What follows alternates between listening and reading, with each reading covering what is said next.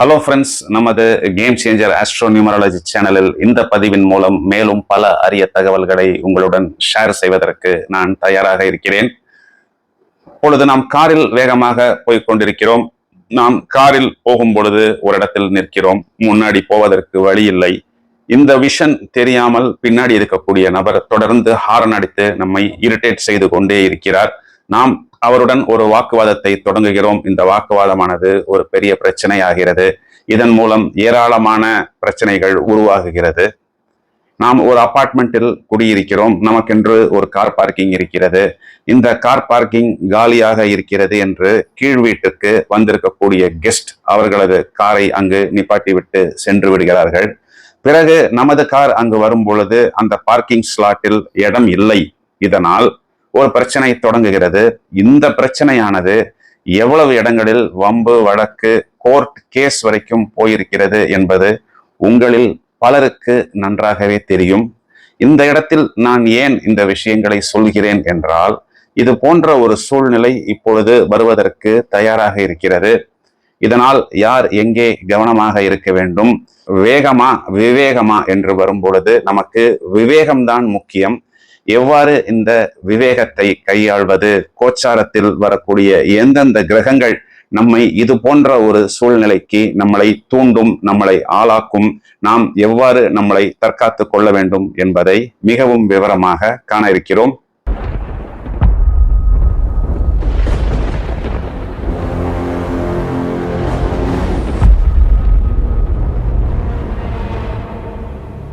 இதற்கு முன்னாடி நான் போட்ட வீடியோவில் ஒரு தகவல் கொடுத்திருந்தேன். கும்பராசியில் சாட்டர்ன் என்ற கிரகம் பூரட்டாதி நட்சத்திரத்தில் வந்திருக்கிறது. இதன் தாக்கம் என்ன அனைத்து ராசிகளுக்கும் என்ற விவரத்தை கொடுத்திருந்தேன். அதே கும்பராசியில் இப்பொழுது செவ்வாய் என்ற கிரகம், மார்ஸ் என்ற பிளானட், அதே பூரட்டாதி நட்சத்திரத்தில் வந்திருக்கிறது. இந்த பூரட்டாதி நட்சத்திரத்தில் செவ்வாயும் சனியும் ஒன்றாக பயணிக்கிறது. சாட்டர்ன் ரொம்பவும் ஸ்லோவாக டிரான்சிட் ஆகும், செவ்வாய் வேகமாக டிரான்சிட் ஆகும். செவ்வாய் என்ற கிரகம் சனியை கடந்து செல்வது என்பது பொதுவா 2 வருடங்களுக்கு ஒரு முறை நடக்கும். இதே கும்பராசியில் எடுத்துக்கொண்டால் 30 வருடத்திற்கு ஒரு முறை நடக்கும். இந்த செவ்வாய் சாட்டர்னை கடந்து செல்லக்கூடிய இந்த டைம் குறிப்பாக ஏப்ரல் மாதம் 10ஆம் தேதி 11ஆம் தேதி இந்த டிரான்சிட் என்பது, அதாவது இந்த பூரட்டாதி நட்சத்திரத்தில் செவ்வாயின் பயணம் என்பது ஏப்ரல் 8 டு ஏப்ரல் 25 இருக்கிறது. இந்த ஏப்ரல் 8 தான் ஒரு எக்லிப்ஸ், ராகுவும் சூரியனும் சேர்ந்து கிரகணம் ஏற்படுகிறது. இந்த கிரகணம் முடிந்து 9ஆம் தேதி முடிந்து 10, 11 இந்த 2 தினங்களில் செவ்வாய் சனியை கடந்து செல்கிறது. செவ்வாய் பூரட்டாதி நட்சத்திரத்தில் 25 ஏப்ரல் வரை இருக்கிறது. இந்த 2 கிரகமுமே பகை கிரகம். செவ்வாய் ராகுவின் சாரத்தில் இது நாள் வரை இருந்தது. இது மர்ஜன தோஷம். செவ்வாய் இப்பொழுது குருவின் சாரத்தில் பயணிக்கிறது. இது ஒரு 100% பாசிட்டிவான ஒரு பெட்டரான ஒரு எக்ஸ்பீரியன்ஸ். எங்கே கவனமாக இருக்க வேண்டும் என்றால், இந்த செவ்வாய் என்ற கிரகத்துக்கு காரகத்துவம் என்று கொடுக்கும் பொழுது சகோதர காரகன், பூமி நிலை காரகன் என்று ஜோதிடத்தில் சொல்லப்படுவதுண்டு. இருந்தாலும் யுத்த காரகன், போர்க்காரகன் என்றும் நாம் இந்த செவ்வாயை எடுத்துக்கொள்ளலாம். குருவின் நட்சத்திரத்தில் பயணிக்கும் பொழுது இந்த செவ்வாயின் ரஃப் என்பது குறைந்துவிடும். செவ்வாய் தனது பகை கிரகம் என்று சொல்லக்கூடிய சாட்டர்னை கிராஸ் பண்ணுகிறது. பொதுவாகவே ஒரு ஜாதகத்தில் செவ்வாய் சனி சேர்க்கை இருந்தாலோ, செவ்வாய் சனி பார்வை இருந்தாலோ, ஜோதிடர்கள் பலவிதமான பரிகாரங்களை செய்ய சொல்லி வலியுறுத்துவார்கள். செவ்வாய் சனியின் மேல் பயணிக்கும் பொழுது இந்த 2 கிரகங்களின் எனர்ஜி ஒரு எனர்ஜி கொலிஷனாக வெளிப்படும். இதனால் பல இடங்களில் பூமி சம்பந்தப்பட்ட விஷயங்களில் சில பாதிப்புகள் பல ஊர்களில் ஏற்படுவதற்கான வாய்ப்புகள் உண்டு. எலக்ட்ரிக்கல், பெரிய பெரிய அப்ளையன்சஸ், கன்ஸ்ட்ரக்ஷன்ஸ் தொடர்பான தொழில்களில் கூட சில டேமேஜஸ் ஏற்படுவதற்கான வாய்ப்புகள் உண்டு. பெரிய பெரிய எர்த் மூவிங் எக்யூப்மெண்ட்ஸ் கையாள்பவர்கள் எல்லாம் கொஞ்சம் ஜாக்கிரதையாக இருக்க வேண்டும். அனைத்து நபர்களின் வாழ்விலும் இந்த செவ்வாய் சாட்டர்ன் கொலிஷ், அதாவது செவ்வாய் சனியை கடக்கக்கூடிய அந்த நேரத்தில் அனைத்து நபர்களுக்கும் ஒரு தாக்கம் ஏற்படும்.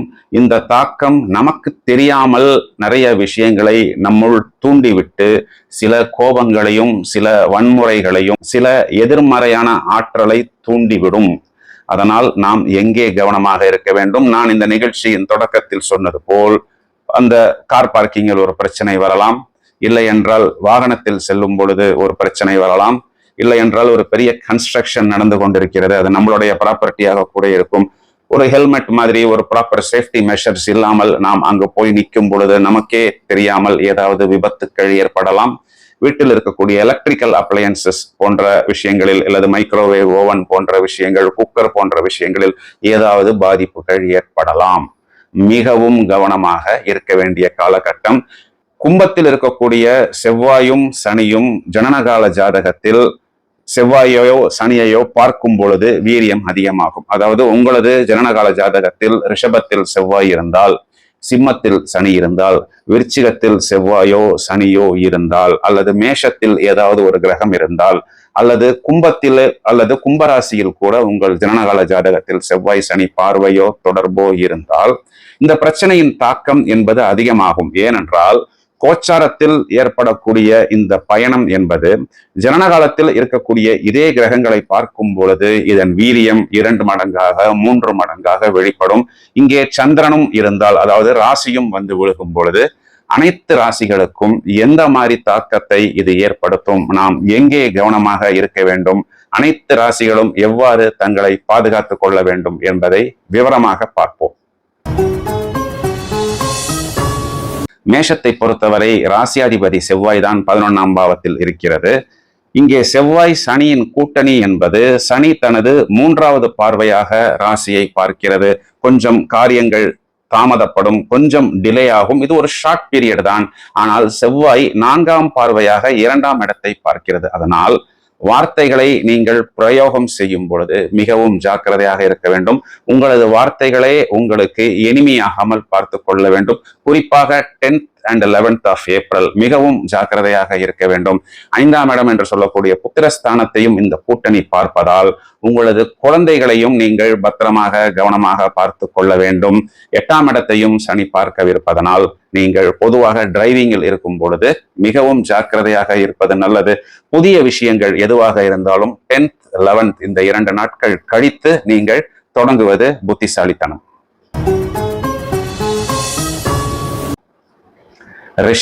ரிஷபத்தை பொறுத்தவரை ராசிக்கு செவ்வாயின் பார்வை, ராசிக்கு 12ஆம் இடத்திற்கு சனியின் பார்வை. ஸ்போர்ட்ஸ் ஆக்டிவிட்டி ஏதாவது இருந்தால் கொஞ்சம் 10th 11th இந்த 2 நாட்கள் கழித்து மெதுவாக ஆரம்பித்துக் கொள்ளுங்கள். 25th பிறகு இதனை நீங்கள் விஸ்தாரமாக பண்ணிவிடலாம். 4ஆம் இடம் என்று சொல்லக்கூடிய சுகஸ்தானத்தை இந்த கூட்டணி பார்க்கிறது. அதனால் உங்களது வீடு வாகனங்களை கொஞ்சம் கவனமாக பார்த்து கொள்ளுங்கள்.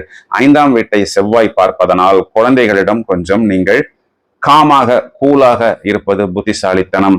7ஆம் இடத்தை சனி 10ஆம் பார்வையாக பார்ப்பதால் லைஃப் பார்ட்னர், அதாவது உங்களது மேரேஜ் பார்ட்னர் கலத்திரஸ்தானத்தை சனி 10ஆம் பார்வையால் பார்ப்பதால் ஹஸ்பண்டுடனோ அல்லது ஒய்ஃபுடனோ ஒரு ஆர்கியூமெண்ட் இல்லாமல் கேஷுவலாக நகர்ந்து கொள்வது உங்களுக்கு அனுகூலத்தை கொடுக்கும். மிதுனத்தை பொறுத்தவரை 12ஆம் இடத்தை செவ்வாய் 4ஆம் பார்வையாக பார்க்க இருக்கிறது. கால்களை பத்திரமாக பார்த்து கொள்ள வேண்டும். ஜாகிங் செய்கிறேன், ஸ்போர்ட்ஸ் செய்கிறேன், வேகமாக ஓடுகிறேன் என்று சொல்லும் பொழுது அல்லது பாத்ரூமில் காலை வைக்கும் பொழுது கவனமாக இருக்க வேண்டும். 3ஆம் இடத்தை இந்த கூட்டணி பார்க்கிறது. அதனால் கொஞ்சம் அலர்ஜிக் இன்ஃபெக்ஷன்ஸ் எதுவும் வராமல், குறிப்பாக இஎன்டி சம்பந்தப்பட்ட தொந்தரவுகள் வராமல் நீங்கள் உங்களை பாதுகாத்துக் கொள்வது புத்திசாலித்தனம். இதே மிதுன ராசிக்கு செவ்வாய் 4ஆம் இடத்தை பார்க்கிறது. வீடு வாகனம் நீங்கள் கவனமாக இருக்க வேண்டும். 6ஆம் இடத்தை சனி பார்ப்பதனால் கடன் சம்பந்தப்பட்ட விஷயங்களை கொஞ்சம் கவனமாக கையாளுங்கள். கிரெடிட் கார்டு உபயோகிப்பவர்களுக்கு ஏதாவது சின்ன சின்ன தொந்தரவுகள் வருவதற்கான வாய்ப்புகள் உண்டு. 10th 11th இந்த 2 நாட்கள் புதிய முயற்சிகளை தவிர்த்து 12th கொஞ்சம் ஸ்லோவாகவும் ஸ்டெடியாகவும் பயணிப்பது நல்லது. வேகத்தை தவிர்த்துவிட்டு விவேகமாக செயல்படுவது, பேசி ஒரு விஷயத்தை நெகட்டிவாக ஆக்கிக் கொள்ளாமல் மௌனமாக புத்திசாலித்தனமாக இருப்பது நல்லது. கடகராசிக்கு இந்த கூட்டணியானது 8ஆம் இடத்தில் இருக்கிறது. அஷ்டமஸ்தானத்தில் இருந்த செவ்வாயும் சனியும் ராகுவின் சாரத்தை விட்டு இப்பொழுது குருவின் சாரத்துக்கு வருவது என்பது ஒரு நல்ல என்பது நாம் மிகவும் வரவேற்கத்தக்க விஷயமாகும். இருந்தாலும் இந்த அஷ்டமஸ்தானம் என்பது நாம் எதிர்பாராமல் சில பிரச்சனைகளில் போய் மாட்டிக்கொள்ளக்கூடிய ஒரு இடமாகும். இங்கே செவ்வாய் சனியை கடக்கும் பொழுது நம்மை மீறி சில நேரங்களில் ஒரு டென்ஷன், ஒரு எனர்ஜி என்பது வந்துவிடும். இந்த எனர்ஜி ஒரு நெகட்டிவ் எனர்ஜியாக மற்றவர்களையும் பாதிக்காமல் நம்மையும் பாதிக்காமல் நாம் கவனமாக பார்த்து கொள்ள வேண்டும். இந்த கூட்டணி 2ஆம் இடம் என்று சொல்லக்கூடிய வாக்குஸ்தானத்தை பார்க்கிறது. அதனால் தனம், குடும்பம், வாக்கு. தனம் என்பது பணம், குடும்பம் மற்றும் வாக்குஸ்தானத்தில் ஏற்படக்கூடிய தாக்கம் என்பது சில நாட்கள் தொடரக்கூடும். அதனால் இந்த ஏப்ரல் 10th 11th இவர்கள் மிகவும் கவனமாக, எச்சரிக்கையாக பேசி ஒரு பிரச்சனையை வாங்கி கொள்ளாமல் மௌனமாக இருப்பது புத்திசாலித்தனம். இதையும் தவிர இவர்களது தொழில், உத்தியோகத்தில் ஏதாவது இவர்கள் எதிர்பாராத ஒரு டென்ஷன் வரும். அங்கேயும் இவர்கள் வார்த்தைகளை கொடுக்காமல் பிறகு சொல்கிறேன் என்று நகர்ந்து விடுவது புத்திசாலித்தனம். 5ஆம் இடம் என்று சொல்லக்கூடிய புத்திரஸ்தானத்தை சனி 10ஆம் பார்வையாக பார்க்கிறது. கடகராசிக்காரர்களுக்கு அவர்களது குழந்தைகள் இந்த நேரத்தில் எதிர்பாராத டென்ஷனை கொடுப்பார்கள். இது ஒரு ஷார்ட் பீரியட் தான். மே மாதம் 1ஆம் தேதி குரு ரிஷபத்துக்கு வரும்பொழுது 5ஆம் இடத்தை பார்க்க விடும். அதனால் இந்த ஏப்ரல் 25ஆம் தேதி வரை இவர்கள் தங்களது குழந்தைகளை மிகவும் பத்திரமாக ஒரு பூ போல் பாதுகாத்து கொள்ள வேண்டும். கவனமாக, அலர்ட்டாக, உஷாராக இருங்கள். சிம்மராசியை பொறுத்தவரை ராசிக்கு 7ஆம் இடத்தில் செவ்வாய் சனியின் கூட்டணி என்பது ராகுவின் சாரத்திலிருந்து இப்பொழுது குருவின் சாரத்திற்கு வருகிறது. சனி மேஷத்தை பார்ப்பதனால் இவர்களது தந்தையின் உடல் நிலையில் கொஞ்சம் கவனம் தேவை. இந்த கூட்டணியானது ராசியை சமசப்தம பார்வையாக 180 டிகிரி ஆஸ்பெக்ஷனாக பார்க்கிறது. கண்டிப்பாக ஏப்ரல் 10th and 11th இவர்கள் தங்களை ஒரு குழந்தை போல் பாதுகாத்து கொள்ள வேண்டும். பெரிய முயற்சிகள் எதுவும் எடுக்க வேண்டாம். மௌனமாக இருப்பது நல்லது. இவர்களுக்குள் ஏராளமான எனர்ஜி என்பது உருவாகும். அந்த எனர்ஜியை இவர்கள் ஆக்கப்பூர்வமாக மெடிடேஷன், தியானம் போன்ற விஷயங்களில் பாதுகாத்து கொள்ள வேண்டும். இந்த எனர்ஜியை இவர்கள் வெளியே விட்டால் அது சில நேரங்களில் இவர்களுக்கு ஒரு நெகட்டிவ் எனர்ஜியாக மாறுவதற்கான வாய்ப்பு உண்டு. கவனமாக இவர்கள் இதனை கையாள வேண்டும். இதையும் தவிர சிம்மத்தை பொறுத்தவரை 4ஆம் இடத்திற்கு சனியின் 10ஆம் பார்வை வருகிறது. வீடு, வாகனங்களில் மிகுந்த கவனம், மிகுந்த எச்சரிக்கை தேவை. 7ஆம் இடத்தில் இருக்கக்கூடிய இந்த கூட்டணி என்பது இவர்களுக்கு உடல் நிலையில், குறிப்பாக வயிறு, பேக் பெயின் சம்பந்தப்பட்ட இடங்களில் ஏதாவது சிறு உடல் உபாதைகள் கொடுக்கும். இயற்கை வைத்தியங்கள் எடுத்துக்கொள்வது நல்லது. உஷ்ணத்தை தணிக்கக்கூடிய உணவுகளை எடுத்துக்கொண்டு நல்ல உறக்கத்தை எடுத்துக்கொண்டால் இவர்கள் நிதானமாக பயணிக்கும் பொழுது நல்ல வெற்றியை பெற முடியும். கன்னிராசிக்கு இந்த கூட்டணி என்பது ராசிக்கு 6ஆம் இடத்தில் இருக்கிறது. 6ஆம் இடம் என்பது நாம் சேவை செய்யக்கூடிய இடம். இப்பொழுது ஜாபில் இருப்பது அல்லது ஒரு சர்வீஸ் ஓரியன்டாக இருக்கும் பொழுது அந்த இடங்களில் ஏதாவது பிரச்சனைகள் கண்டிப்பாக வரும். எனவே முக்கியமான விஷயங்களை நீங்கள் 11th பிறகு தள்ளி போட்டு விடுங்கள். இந்த 2 நாட்கள் அத்தியாவசியம் இருந்தால் உங்களது பணிகளில் மௌனமாக இருந்து எதுவும் பிரச்சனைகள் இருந்தால் நான் பிறகு சொல்கிறேன், பார்த்து சொல்கிறேன், அதற்குண்டான அந்த தொழில்நுட்ப வல்லுநர் வந்த பிறகு பதில் சொல்கிறேன் என்று சொல்வது இவர்களுக்கு புத்திசாலித்தனம். கடன் போன்ற விஷயங்கள், நோய் போன்ற விஷயங்கள், வம்பு வழக்கு போன்ற விஷயங்கள் இந்த 2 நாட்களில் இருந்தால் இதனையும் நீங்கள் தள்ளி போட்டு விடுங்கள். ஒரு 4 நாட்கள் அல்லது ஒரு வாரம் நீங்கள் தள்ளி போட்டு விடுவது புத்திசாலித்தனம். கன்னிராசிக்காரர்கள் கவனமாக இருந்தால் எளிதாக இந்த விஷயத்தை கையாண்டு விடலாம். வண்டி வாகனங்கள் கையாளும் பொழுது கவனம் தேவை. துளாராசிக்காரர்களுக்கு இந்த கூட்டணி என்பது 5ஆம் இடத்தில் இருக்கிறது. 5ஆம் இடம் என்பது புத்திரஸ்தானம், பூர்வீகஸ்தானம், மந்திரஸ்தானம். எனவே குழந்தைகள் சம்பந்தப்பட்ட விஷயங்களில் கவனக்குறைவாக இல்லாமல் அலர்ட்டாக இருக்க வேண்டும். அதாவது குழந்தைகளை வெளியே விளையாட அனுப்பும் பொழுதோ அல்லது காலேஜுக்கு அல்லது வேலைக்கு அனுப்பும் பொழுதோ மிகவும் ஜாக்கிரதையாக இருக்க சொல்லுங்கள். பப்ளிக் டிரான்ஸ்போர்ட்டை இந்த 2 நாட்களில் இவர்கள் எடுத்துக்கொள்வது இவர்களுக்கு புத்திசாலித்தனம். 7ஆம் இடத்துக்கு சனியின் 3ஆம் பார்வை விழுவதால் லைஃப் பார்ட்னருடன் நீங்கள் ஒரு பிரச்சனை என்று வரும் பொழுது சமாதானமாக போவது, மௌனமாக இருப்பது, மேலும் மேலும் பேசி பிரச்சனைகளை அதிகரித்துக் கொள்ளாமல் நிதானமாக பயணிப்பது புத்திசாலித்தனம். 12ஆம் இடத்திற்கும் 8ஆம் இடத்திற்கும் செவ்வாயின் பார்வை வருகிறது. அதனால் நீங்கள் வெளியில் பயணிக்கும் பொழுது கவனமாக இருப்பது அனுகூலத்தை ஏற்படுத்தி கொடுக்கும். விருச்சிக ராசிக்கு இந்த கூட்டணி 4ஆம் இடத்தில் இருக்கிறது. 4ஆம் இடம் என்பது நமக்கு வீடு, வாகனம், மனை, போக்குவரத்து, அம்மாவை குறிக்கக்கூடியது. எனவே அம்மாவின் உடல் நிலையில் கவனமாக நீங்கள் பார்த்து கொள்ளுங்கள். தேவையான வைத்தியங்களை கையில் வைத்துக் கொள்ளுங்கள். வீடு, வாகனம், வம்பு, வழக்கு போன்ற விஷயங்களை மிகவும் கவனமாக கையாளுங்கள்.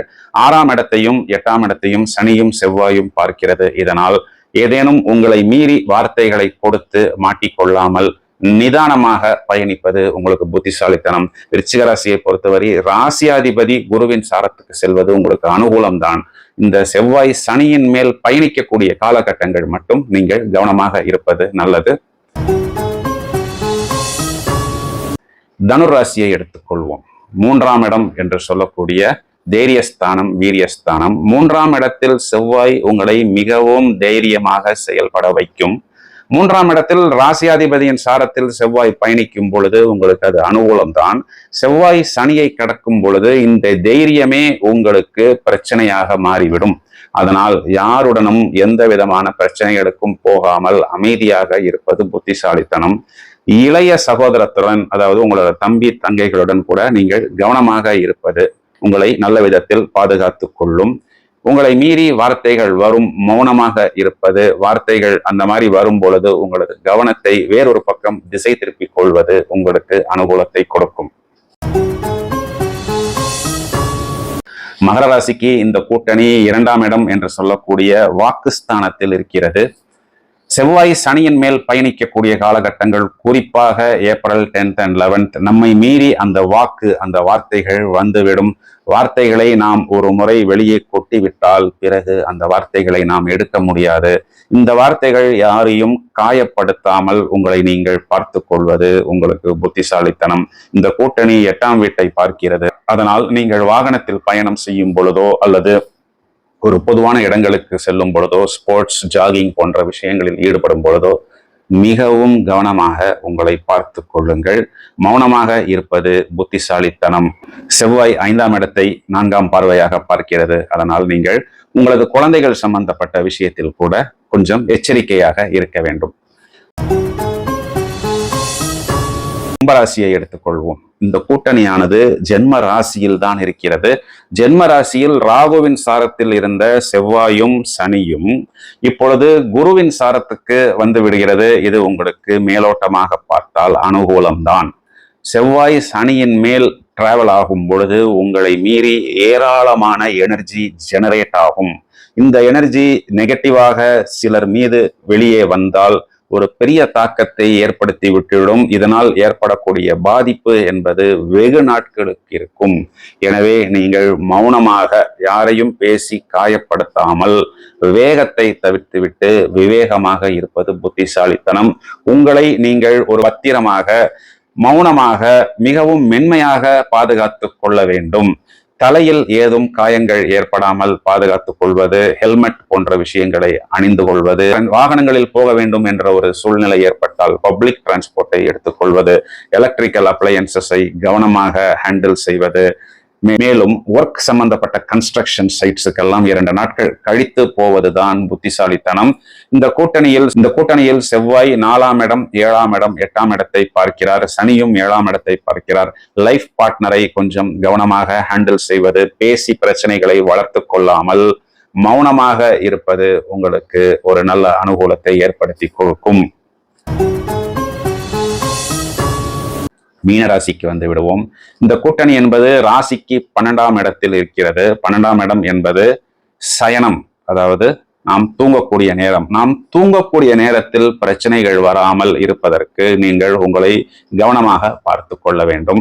12ஆம் இடம் என்பது கால் பாதங்களையும் குறிகாட்டுகிறது. எனவே உங்களது காலை பத்திரமாக நீங்கள் பார்த்து கொள்ள வேண்டும். 12ஆம் இடத்தில் இருக்கக்கூடிய இந்த சனி 2ஆம் இடத்தை பார்க்கிறது. வார்த்தைகளை கவனமாக கையாள வேண்டும். செவ்வாய் 3ஆம் இடத்தை பார்க்கிறது. இதனால் சகோதரர்களை நீங்கள் ரொம்பவும் கவனமாக, அவர்களை காயப்படுத்தாத விதத்தில் வார்த்தைகளை பிரயோகம் செய்ய வேண்டும். வேண்டும். இந்த கூட்டணி 6ஆம் இடத்தை பார்க்கிறது. வழக்கு, கடன் போன்ற விஷயங்கள் 25ஆம் தேதி வரை உங்களுக்கு ஒரு தாக்கத்தை ஏற்படுத்தும், சில பாதிப்புகளையும் கொடுக்கும். முடிந்தால் தள்ளி போட்டு விடுங்கள். இந்த 10, 11ஆம் தேதி மட்டும் மிகவும் கவனமாக இருப்பது உங்களுக்கு புத்திசாலித்தனம்.